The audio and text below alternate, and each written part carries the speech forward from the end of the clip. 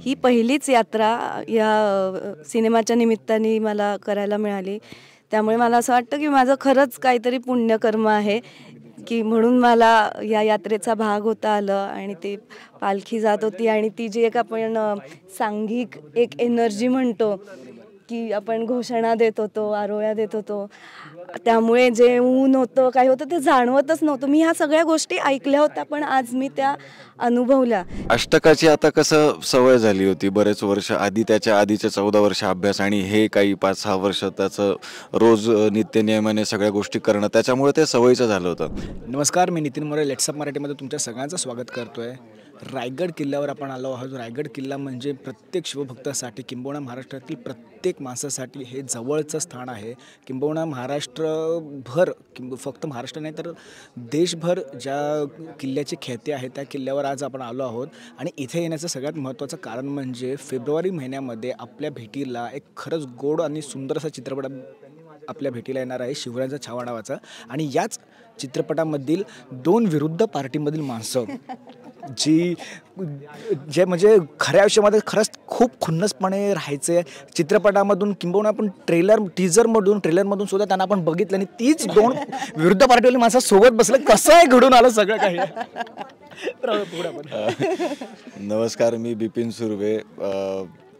मी या सिनेमात औरंगजेबाच्या गुप्तहेराची भूमिका साकारतोय आणि ही आपल्या महाराजाची. आणि मी दीप्ती लेले, मी आपल्या महाराजांचे गुप्तहेर जे होते बहिर्जी नाईक त्यांच्या गुप्तहेराची भूमिका करते. मला हे कळत नाही कसं समोर, कारण का ना विरुद्ध पार्टी दोन्ही जेव्हा फ्रेममध्ये बसतात तर खरंच खूप काही ऐकायला मिळणार आहे. तुम्हाला दोघांचं सगळ्यात आधी खरंच खूप धन्यवाद. हा एक गोड चित्रपट आमच्यासाठी घेऊन आला आहे. आणि सगळ्यात पहिला प्रश्न म्हणजे कशी वाटते फिलिंग, म्हणजे रायगडावर त्याआधी सुद्धा तुम्ही आला असेल पण आत्ताची जी शिवरात यात्रा झाली त्यातल्या तुम्हाला जो मान मिळाला महाराजांच्या सदरेमध्ये जाऊन तिथे उभं राहण्याचा, ते पूर्ण प्रोसेस बघण्याचा किती भारी वाटते. पण काय सांगशील तू? मुळात मला हा अनुभव पालखीचा अनुभव दादांमुळे तिसऱ्यांदा आम्ही पावनखिंडला पण आलो होतो आणि त्याच्याही आधी येऊन गेलेलो आहे. आणि मुळात राजगड आणि पुण्यातले जेवढे जवळचे गड आहेत ते शक्य असतात तिथे जाणं वगैरे, त्याच्यामुळे ते फार जवळचे आहेत. आणि आज अगदी पुन्हा घरी आल्यासारखं वाटतंय. आणि ते म्हणतो ना, जसं इथं आपलं प्रत्येक सिनेमाचं एक तरी शूटिंग आपण म्हणजे इतिहास तसा पुढच्या पिढीला दिसावा, त्यांना बघायला मिळावे हे गड किल्ले, म्हणून तो त्याचा अट्टहास असतो की प्रत्येक सिनेमात एक तरी सीन आपण संपूर्ण टीम, लाईट्स, सगळ्या गोष्टी, सगळे इक्विपमेंट्स घेऊन, हे सगळं जसं त्या काळी ते मावळे घेऊन येत होते विना एनी यंत्रणा, तसं ते स्वतः घेऊन आम्ही इथे येतो. आणि तो करत असताना तो एक वेगळा अनुभव असतो. आणि आज सदरेवर आम्हाला तो योग आला. खरंच आम्ही धन्य झाल्याचं फिलिंग आम्हाला येते अगदीच. दीप्ती, काय सांगशील, किती सुंदर आणि किती अविस्मरणीय क्षण होता तुझ्यासाठी हा? माझा हा पहिलाच अनुभव आहे कारण मी आधी येऊन गेले रायगडावर पण ते व्यायाम आणि आपला किल्ला बघता यावा अशा ह्याने आले होते. पण ही पहिलीच यात्रा या सिनेमाच्या निमित्ताने मला करायला मिळाली.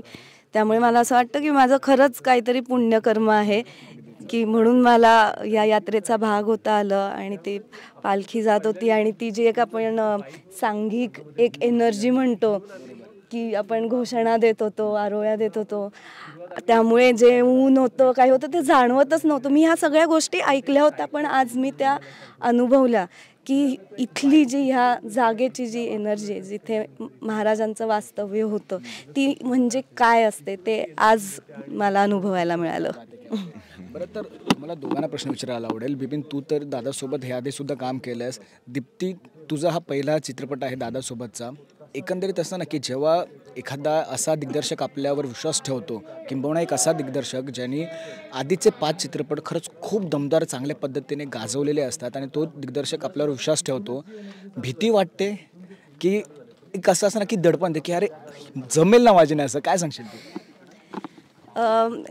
ही फिल्म म्हणून पहिलीच असली तरी दिग्पालला मी बरीच वर्ष ओळखते आणि आम्ही एकत्र काम केलं आहे. आधी एका सिरियलमध्ये आम्ही काम केलं, तेव्हा तो फर्जंद लिहित होता आणि तेव्हा त्यांनी वाचूनही दाखवली होती फिल्म. आणि मलाही खरं त्या फिल्मचा पार्ट व्हायचं होतं, पण ते काही डेट्स नाही झाल्यामुळे ते समहाऊ राहून गेलं तेव्हा काम करणं.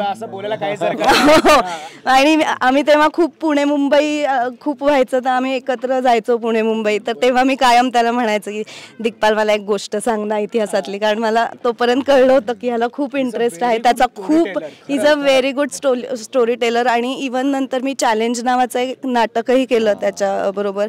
मदनलाल धिंगरा आणि सावरकरांच्या मैत्रीवरचं ते नाटक होतं. आणि तेव्हाही तो ज्या पद्धतीने नरेट करायचा आणि ज्या गोष्टी सांगायच्या त्या इतिहासाबद्दल, जे असं वाटायचं की ही सगळी माणसं माहिती आहेत मला, ही आहेत आजूबाजूला आणि आपण त्यांच्यात आहोत. सो त्याचं ते कौशल्यच आहे आणि तेवढा त्याचा अभ्यास आहे, म्हणून तो ते इतक्या इझिली सांगू शकतो आणि आपल्याला वाटतं की आपण ह्या गोष्टीचा भाग आहे. सो फायनली फिल्ममध्ये काम करण्याचा आत्ता योग आला.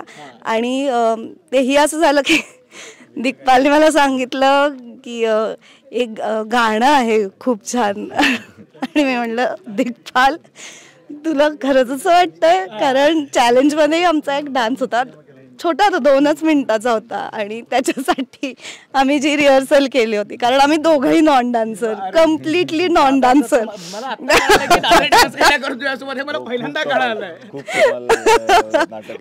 त्यामुळे मी त्याला म्हणलं दिग्पाल तुला माझ्यावर एवढा विश्वास आहे की तुम्हाला गाणं देतो.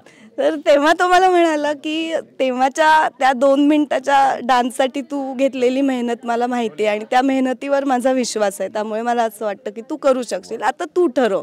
सो जेव्हा समोरची व्यक्ती आपल्यावर एवढा विश्वास दाखवते तेव्हा आपल्यातही ते एक स्फुरण येतं, आपल्याला ती एक एनर्जी येते की येस मी करू शकते. सो असं ते आम्ही गाणं केलं आणि ते खूप सुंदर गाणं, म्हणजे मी पहिल्यांदा ऐकलं तेव्हाच I said thank you very much, मला हे गाणं करायचं आहे. खूप सुंदर आहे. मला तुला विचारायला आवडेल, दादासोबत तू ह्याच्या आधी काम केलंयस आणि दादाच्या अष्टकातलं हे आपण पुष्प बोलू शकत नाही, किंवा हे पूर्णपणे वेगळा एक आहे विषय आहे, ज्याच्यामध्ये काल आम्हाला कळलं ट्रेलर लॉन्चच्या दरम्यान की 3 चित्रपट येणार आहेत. फक्त कारण आम्ही दादासोबत गप्पा मारताना दादा बोलला सुद्धा की 2 तासामध्ये महाराजांचं 9 वर्षाची कालकिर्दी आम्ही नाही दाखवू शकत, म्हणून आम्ही 3 पार्ट काढणार आहोत. काय सांगशील दादाचा अष्टकातला दादा आणि आत्ता संभाजी महाराजांवर येणारा चित्रपट शिवरायांच्या छावासाठी असणार दादा, फरक वाटतो की तीच एनर्जी सोबत आहे अजून तक? मी म्हणेन फरक वाटतो म्हणजे अष्टकाची आता कसं सवय झाली होती बरेच वर्ष आधी, त्याच्या आधीचे 14 वर्ष अभ्यास आणि हे काही 5-6 वर्ष त्याचं रोज नित्यनियमाने सगळ्या गोष्टी करणं, त्याच्यामुळे ते सवयीचं झालं होतं.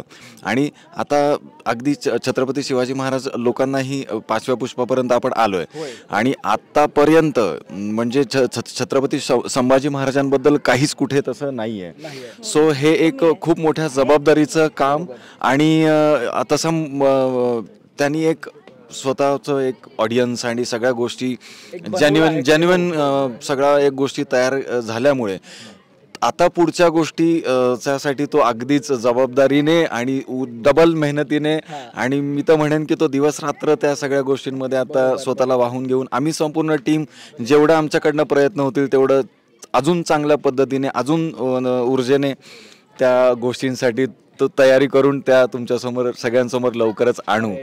आणि दादाबद्दल म्हणाल तर आणलं सुद्धा, आम्ही ट्रेलर बघितला 16 फेब्रुवारी 4 वेळा ट्रेलर बघितला आणि शिट्ट्या चालू होत्या. आम्हाला सुद्धा आम्ही सुद्धा त्याच्यातले पात्र असून सुद्धा आम्हाला ते बघवत राहावंसं वाटतं, इतकं अप्रतिम ते सगळं झालंय. हे तर पहिलं पुष्प आहे, अजून 2 येणार आहेत. सो आम्ही सुद्धा आतुर आहोत. आणि नाही खरंच खूप भारी वाटतंय. तुर्तास मी तुम्हाला दोघांना सुट्टी देतो, कारण का बाकीच्या मित्रांना सुद्धा तुमच्यासोबत गप्पा मारायच्या आहेत. पण पुन्हा एकदा जाता खरंच धन्यवाद आमच्यासाठी हा गोड चित्रपट घेऊन आल्याबद्दल, आणि तुमच्याला आणि तुमच्या संपूर्ण टीमला all the very best. Thank you. आणि तुम्हाला सुद्धा खूप खूप मनापासून धन्यवाद. तुम्ही सर्वजण इकडे आलात, आमच्यासोबत रायगडावरती आलात आणि आम्हाला असा आपल्या चित्रपटाबद्दल बोलायचे आणि सगळ्या गोष्टी तुम्हाला तुमच्यापर्यंत पोहोचवायचा प्लॅटफॉर्म आम्हाला दिलात. खरंच खूप धन्यवाद. खूप धन्यवाद तुमच्या दोघांचा. थँक्यू.